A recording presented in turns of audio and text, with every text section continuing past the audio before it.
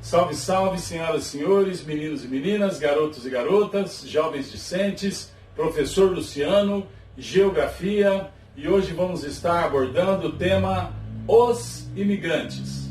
Vamos pontuar sobre as formas de organização social, movimentos sociais, o pensamento político e a ação do Estado. Bem, de forma inicial, gostaria de descrever para os senhores o conceito de movimentos migratórios. São os deslocamentos humanos motivados por fatores de repulsividade e atratividade de um determinado local de saída e de um determinado local de entrada.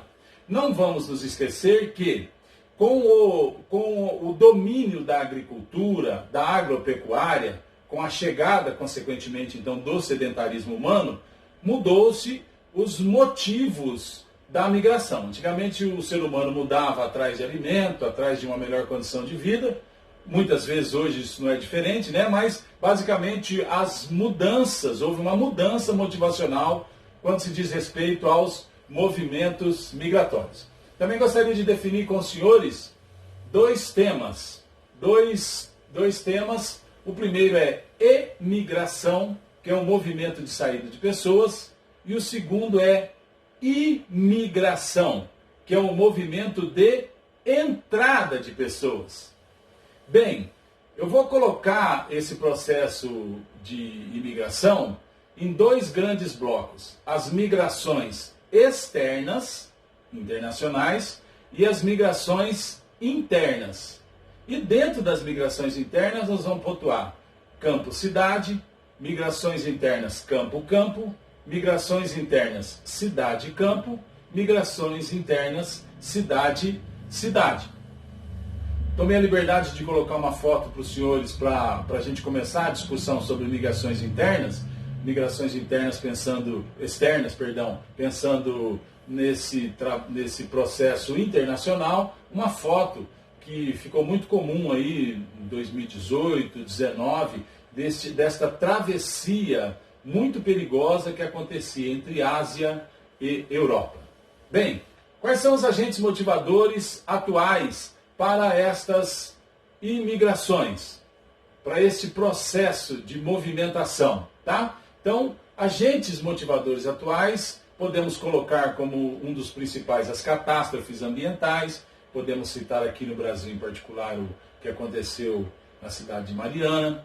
Nós podemos citar as inundações, secas, os terremotos, que não são comuns no país, mas são comuns aqui na América do Sul como um todo, a pobreza, guerras, governos ditadores, conflitos civis, as perseguições étnicas, religiosas, e sempre entendendo que esses agentes motivadores que orientam, que servem como bússola para os imigrantes, também servem como bússola para quê? Para que os países destino, para que os países desenvolvidos façam o quê?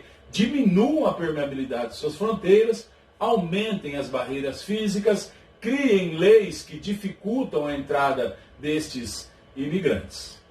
Dentro deste pensamento, seguindo esse nosso raciocínio das migrações internas, campo-cidade, o êxodo rural, eu gostaria de pontuar com os senhores alguns fatores motivadores. Por exemplo, qual é um dos fatores que leva a pessoa do campo para a cidade? Desemprego no campo, a mecanização, o uso de máquinas. Nós temos avançado quanto à quantia de alqueires, de hectares, e a quantia de produção no Brasil. Mas nós temos mecanizado. Está acontecendo um desemprego desestrutural no campo.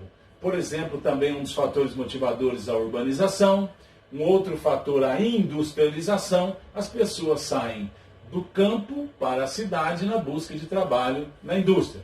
E, por exemplo, fatores motivadores da migração interna campo-campo. Fatores motivadores podem ser a expansão da fronteira agrícola. Então eu saio de um local e vou para um outro local porque ali está havendo uma expansão da fronteira agrícola. Não devemos nos esquecer que a expansão da fronteira agrícola, em particular no Brasil, está extremamente ligado com o quê? Desmatamento está ligado com queimadas, acompanhamos aí 2018, 2019, aí, grandes queimadas no Brasil e no mundo, tá? E a poluição, certo? Então não devemos esquecer que esses fatores motivadores, campo, quando se fala de fronteira agrícola, expansão de fronteira agrícola, também estamos falando de desmatamento, queimadas e poluição, e um dos fatores também dessa migração interna campo, é a falta de oportunidade. Então eu não tenho oportunidade num determinado local, vou para um outro local para conseguir uma oportunidade. Ainda seguindo nesse raciocínio, as migrações internas, cidade e campo, um dos fatores motivadores, por exemplo, pode ser a mecanização de lavouras. A pessoa sai da cidade e vai para o campo para quê? Para trabalhar pilotando, trabalhar cuidando de uma máquina, certo? Onde está acontecendo a mecanização dessa lavoura. Um outro motivo, migração interna cidade e campo, é o estresse. A pessoa está morando na cidade e o estresse, esse problema com movimentação urbana, esses problemas sociais que cada dia mais estão mais aclarados no país em particular, levam ele ao estresse, ele sai da cidade e vai para o campo. Um outro tipo de migração interna, cidade-cidade, agentes motivadores desta migração cidade-cidade. Desconcentração das atividades industriais. Tem uma indústria no local, de repente ela desconcentra a atividade ali e a pessoa é obrigada a migrar. Desconcentração da atividade naquele local e concentração num outro local. O surgimento de um novo polo. A pessoa sai daquele local e vai para aquela outra cidade onde está havendo a maior oferta de emprego. A mudança no mercado de trabalho, a pessoa está trabalhando com uma profissão em particular, essa profissão ela vai perdendo a sua função naquele momento e, consequentemente, a pessoa é necessário que ela se adapte a um novo trabalho, que ela se ajuste a um novo trabalho e, consequentemente, ela sai de uma cidade e vai para outra cidade. Às vezes a pessoa sai, como foi pontuado ali atrás, por problemas de mobilidade urbana, ela está trabalhando, mas o problema é ela se locomover do local de moradia até o trabalho e vice-versa. No Brasil nós temos um problema muito sério que as pessoas que trabalham nas indústrias, as pessoas que deveriam morar perto do local de trabalho, elas moram muito longe. Foi a forma que foi montada essa urbanização no Brasil, foi num processo rápido demais e ficou meio desajustado isso. Então o trabalhador da indústria mora longe e ele demora muito tempo para se deslocar. Isso muitas vezes faz ele fazer essa migração interna cidade-cidade e também, consequentemente, na busca por uma melhor qualidade de vida. Vamos entender dois conceitos em particular que eu quero pontuar para os senhores. O conceito de nacionalismo. O que é o nacionalismo? Sentimento pessoal ou coletivo de proteção ou valorização de sua nação em relação às outras. Então a busca pelo quê? Por esse valorização da sua nação. Um segundo conceito que eu quero colocar para os senhores é o conceito da xenofobia. Muito comum. Os imigrantes sofrem, passam por isso. Xenofobia, palavra de origem grega, xeno, estrangeiro, fobia, medo. Então, essa aversão ao diferente, ao estrangeiro. As pessoas não tratam bem aquelas pessoas que vêm prestar algum tipo de serviço na nossa região. Bem, eu gostaria de colocar para os senhores, eu tenho um mapa aqui, onde está demonstrando os principais fluxos migratórios no final do século XX. Então, basicamente, aqui nós estamos demonstrando a cidade, os continentes onde nós temos um maior fluxo de saída de pessoas e os locais onde nós temos uma maior chegada de pessoas.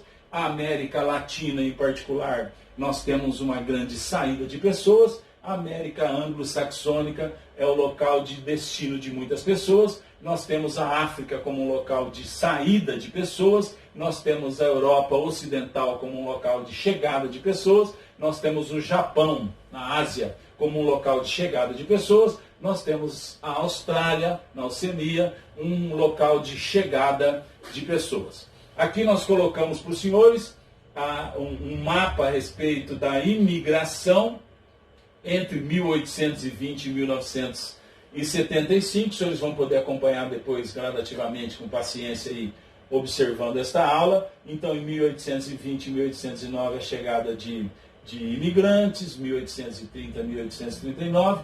Quero ressaltar aqui 1890 a 1899, houve uma grande chegada de imigrantes. Também 1900 a 1909, 1910 a 19, 1920 a 1929 e depois 1950 a 1959 foi o período de maior chegada de pessoas. Logo na sequência vamos observar um slide onde mostra a chegada de alemães, espanhóis, italianos, japoneses, portugueses, sírios e turcos e outras nacionalidades. Vocês vão observar que no gráfico, por exemplo, em marrom está mostrando o quê?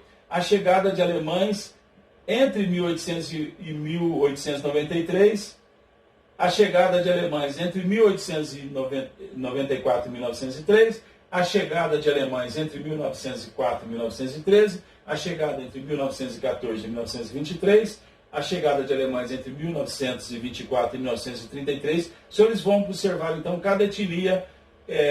Aqui queremos destacar a chegada dos espanhóis, em particular entre 1904 e 1913, e a chegada dos portugueses também entre 1904 e 1913. Dando sequência à aula, gostaria que os senhores observassem que durante 3 séculos e meio a mão de obra que sustentou a produção no Brasil foi a dos trabalhadores africanos escravizados. No dia 13 de maio de 1888 chegou ao fim o trabalho escravo no Brasil, e é importante entender que eu coloquei em aspas o trabalho escravo no Brasil chegou ao fim, porque infelizmente ainda temos muitas pessoas que trabalham de uma forma, podemos dizer, nesse modelo escravo, trabalhos insalubres, uma jornada de trabalho extensa, sem os seus direitos trabalhistas respeitados. A entrada de imigrantes no país ocorreu por uma série de fatores externos e internos. Entre os externos, podemos mencionar as sucessivas crises políticas, sociais e econômicas que aconteceram, por exemplo, na Europa. Enquanto entre os fatores internos, podemos destacar a adoção de uma política governamental. Teve um determinado momento que o governo fazia o que? A doação ou venda de terras num preço, num modelo mais acessível para os imigrantes. Com a decretação da lei de Eusébio de Queiroz, estamos avançando um pouquinho até na área da história, né? Em 1850, que proibiu o tráfico de escravos, a imigração, então esse trabalhador que estava vindo de uma forma livre, a imigração começou a se intensificar. E quero pontuar aqui, em particular, a data de 1930, a crise político-econômica que aconteceu em 1930 fez a imigração declinar, pois gerou o quê? Um expressivo êxodo rural. Eu coloquei aqui essa palavra, diferentes problemas, porque o que é que acontece? Essa imigração, essa saída do ambiente rural e a ida para a cidade gerou diferentes problemas. Problemas, por exemplo, como a moradia, e aí a falta de água, a falta de luz. Problemas quanto se diz respeito à educação, não tinha escola para todo mundo, escola de qualidade para todo mundo. Problemas quanto ao trabalho, então não tínhamos trabalho, e se tínhamos, não tínhamos condições adequadas de trabalho para todos, como acabamos de pontuar, jornadas de trabalho muito extensas, trabalhos insalubres, sem os seus direitos trabalhistas, e problemas sociais como um todo.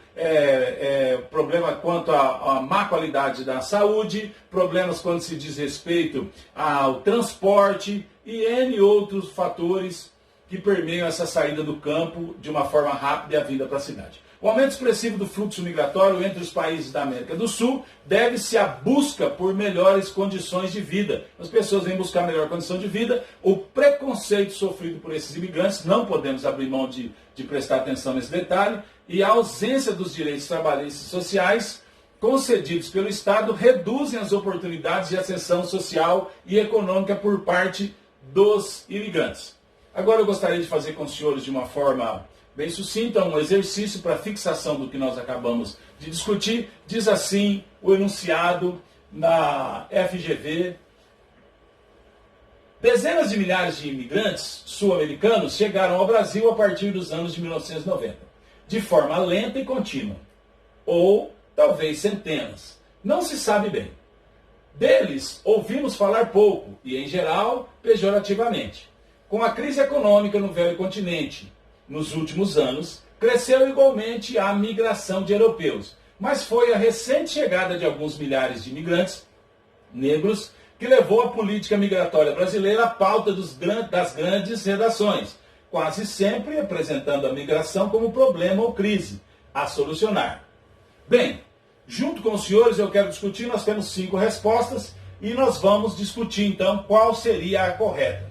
A letra A diz assim: entre os países em desenvolvimento, o Brasil é o único destino importante das migrações internacionais. Não, entre os países em desenvolvimento, o Brasil não é o único destino importante das migrações internacionais, que em sua grande maioria se dirigem aos países envolvidos. O Brasil não é o único destino importante de migrações internacionais. Está errado. Letra B diz assim: de acordo com a maioria dos especialistas, o Brasil deve adotar políticas mais restritivas à entrada de imigrantes, já que a presença de estrangeiros no país ultrapassou o percentual de 10% da população, está longe disso, está muito longe disso, e é muito menor esse valor. Então, na realidade, a letra B também está errada. A letra C diz assim: o Estatuto do Estrangeiro, que regula a política imigratória brasileira, é considerado uma das leis mais avançadas no que diz respeito à proteção dos imigrantes, o que se reflete no tratamento dado ao imigrante que chega ao país. Então, o Estatuto do Estrangeiro, que regula a política migratória brasileira, é considerado uma das leis mais avançadas no que diz respeito à proteção dos imigrantes. Está longe disso, os imigrantes não têm proteção pelas leis brasileiras, ou particularmente, se tem algum tipo de proteção, ela não é realmente aplicada ao estrangeiro, então isso não é verdade. A letra D diz assim: parte desse contingente de novos imigrantes que chegaram ao Brasil está em situação irregular, sim, isso é correto, e, portanto, não usufrui dos direitos reservados aos demais trabalhadores do país. Eu creio que essa pode ser a nossa resposta certa.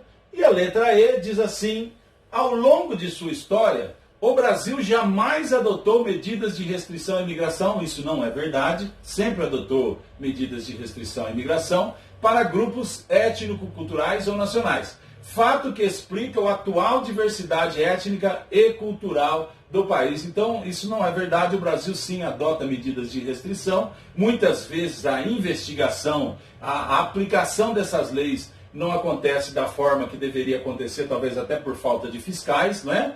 Mas a letra E está errada, então provavelmente a nossa resposta correta, como nós pontuamos, é a letra D. Parte desse contingente de novos imigrantes que chegaram ao Brasil está em situação irregular e, portanto, não usufrui dos direitos reservados aos demais trabalhadores do país. Deus abençoe, ótima semana e até mais.